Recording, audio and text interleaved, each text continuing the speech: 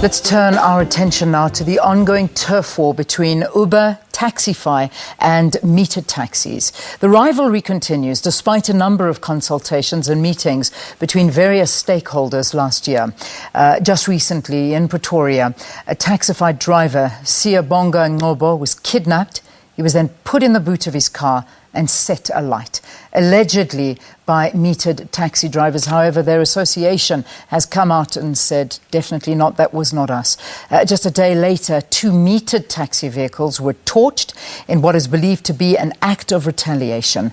To give us an update on how the SABC in Gauteng is addressing the situation, we are now joined in studio by Brigadier Matapelo Peters. Brigadier, thank you very, very much for joining us. Thank you for having me, Lillian. Last year, there really did seem to be an increase in police presence in some of the hotspots, like Park Station, at the Gauteng Station in Sandton as well. What other measures have been put in place to try and curb incidences such as this? If I can indicate, Lian, that last year already a provincial task team was set up to look specifically at taxi violence. And since then, that's the reason we believe there has been a decrease in the number of incidents. We had high visibility in all the identified hotspots, including your Gautrain stations, routes from the airport, as well as Kempton Park and Pretoria, and that went quiet for a while. But now, with the unfortunate incident of last week in Pretoria, we've had to regroup and revive this provincial task team again and intensify our efforts, where now we have 24/7 deployments in most of the areas where Meter Taxi and Uber and Taxify are known to operate. Yeah. We also have a joint operation center which has been set up in both Gauteng as well as Pretoria. Just a warning to viewers that these visuals, they're very, they're not for sensitive viewers. So please, if you are watching, just watch with caution when this overlay does play here on the program. I mean, we talk about the fact that we even struggling to show the visuals. I'd hate to know what the actual drivers are going through right now. And it seems that from a lot of Uber drivers, Taxify drivers, as well as commuters that use these services, feel that they're not being protected enough by the SABC, and that they say that these incidents continue to take place. So my question to you is, what arrests have been made? Lian, of those cases that were reported last year, we've made quite a significant number of arrests, but I must say that these arrests were in incidents where the instigators were known. The challenge that we are having is when we do not have at least an identity or description of the suspect or instigator, or even a registration number for the vehicle that they were driving. So that makes it a bit difficult, and then for the investigation process to take longer. But like I said, in the case where the instigators were known, we've made a number of arrests, and these cases are in court as we speak. Yeah. So unfortunately, we cannot disclose what those cases are. Even some Uber and Taxify drivers saying that they've gone to the police, they've opened up cases, they've given evidence, and yet there still doesn't seem to be any action taken. These are hard stories to hear.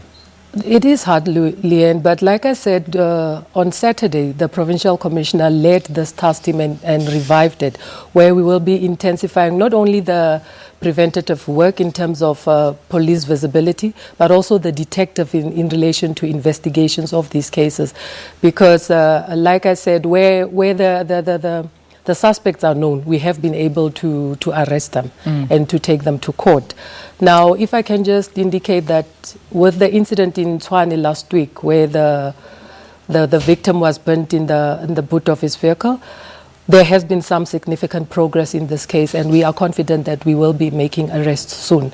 So we are confident that and the police are working around the clock. Yeah. But where we are struggling is, like I said, where commuters are not aware who the drivers were. They struggle to give identity or even a description of the driver. Yeah, all right. You know, there's also some talk of Uber and Taxify drivers that are claiming that that even though you talk about the visibility of the police, that it has been increased, in fact, they have been attacked in front of the police, in pure daylight in front of the police, and the police have done nothing.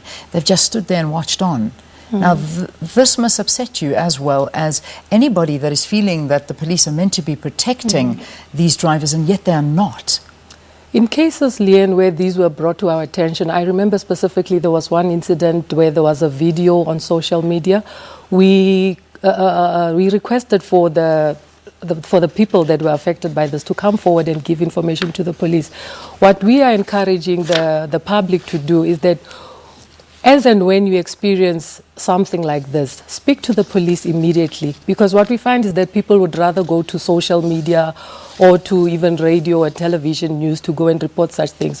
Whereas if you report to the police, we are able to take action immediately, because some of these things, like other people, we only pick up on social media, and then it's a bit late, and then sometimes we cannot even identify who those policemen were. Yeah. Whereas if you had called us at that stage, we are able to send the people from the nearest police station to go and see what's really happening. Yeah. Some people, however, would argue and say if it wasn't for social media, they wouldn't have a voice, because they'll try and report to the police and the police do nothing about it, and it'll take them hours, if not days, if they ever do arrive at the scene and if they do anything with these reports. So, but the advice is, if you're going to have this, directly send it to the police.